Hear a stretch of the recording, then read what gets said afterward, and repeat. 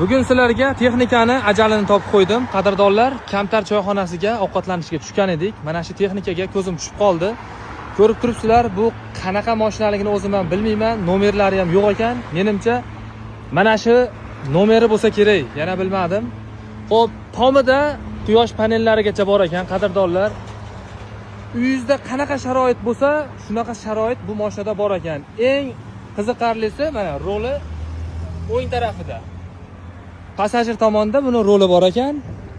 Xo'p. Bu tomon spalniy, o'sha yotoqxonalari, velosipedlar. Mana bu yerdan kirilar ekan. Mana biz dinapoyasi. Xullas, mashinani ko'rgan saring ko'rging keladi. Hozir ichini ham sizlarga bitta obzorini qilib beraman. Mana salonlarni.